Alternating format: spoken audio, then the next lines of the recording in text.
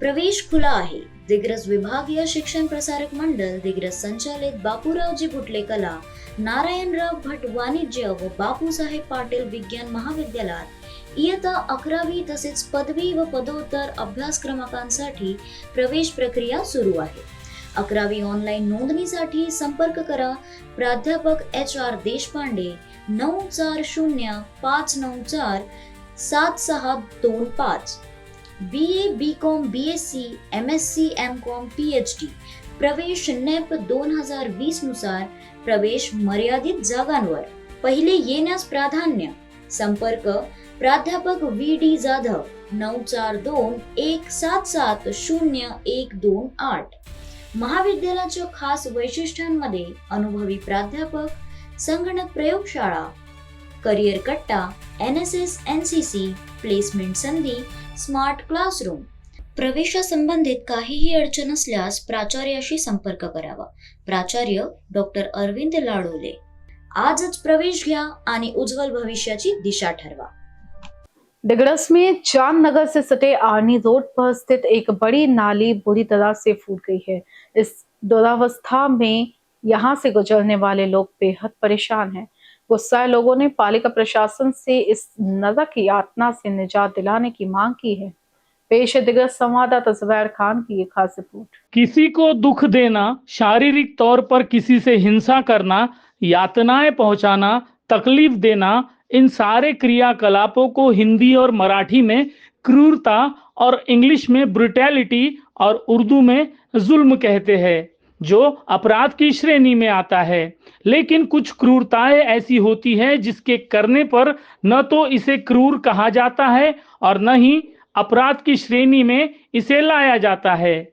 इस क्रूरता को सरकारी जुल्म या प्रशासकीय अत्याचार भी कहा जा सकता है। ऐसा हम इसलिए कह रहे हैं क्योंकि आर्नी रोड पर चांदनगर में स्थित एक बड़े नाली की दुर्गति पालिका प्रशासन की घनघोर लापरवाही और प्रशासकीय क्रूरता की मिसाल बन गई है। पिछले 20 से 25 दिनों से इस नाली में उत्पन्न हुआ बिगाड़ दिन ब दिन जटिल होता जा रहा है। यहाँ से रोजाना गुजरने वाले लोगों को जीते जी नरक यातनाओं का सामना करना पड़ रहा है। हजार बार शिकायतें करने पर भी पालिका प्रशासन के निर्माण कार्य यानी बांधकाम विभाग और स्वास्थ्य विभाग की हठधर्मी ज्यों की त्यों बनी हुई है। मुझे फर्क नहीं पड़ता कि जमाना क्या कहता है। मेरे पास 350 कूपन है और ये लोगों को परेशानी जा रही नाली से और माल की गाड़ी को भी तकलीफ जा रही। दूसरे लोग परेशान है इससे। इस समस्या से यहाँ रहने वाले लोग, कारोबारी और आम राहगीर सभी बेहद परेशान हैं, क्योंकि ये समस्या उनके उदर निर्वाह में भी कई तरह की अड़चनें निर्माण कर रही है। अपने नाके पे मेरी दुकान है शिफा मेडिकल के नाम से। यहाँ पे सामने जो नाली की गंदगी वगैरह हो रही है, इसकी वजह से लोगों को और मेरे पेशेंटों को आने जाने के लिए तकलीफ हो रही है। यहाँ पे बाजू में एक क्लिनिक है, जिसकी वजह से 2 पेशेंट 2 दिन पहले अंदर गए, नली में गिर गए। उसकी वजह से ज़्यादा तकलीफ हो रही है लोगों को। प्रशासन से ये निवेदन है कि जल्द से जल्द ये काम शुरू किया जाए। 2 दिन से नगर परिषद के लोग आ रहे हैं और यहाँ पे काम देख के वापस चले जा रहे हैं। मतलब काम का कोई अपने को आउटपुट नहीं मिल रहा है, जिसकी वजह से लोगों को काफ़ी तकलीफ हो रही है। मेरी नगर परिषद से यही अपील है कि जल्द से जल्द ये काम को पूरा किया जाए। परिसर के युवा, बुजुर्ग और बच्चों को जान जोखिम में डालकर इस नाली को पार करते हुए देखा जा सकता है।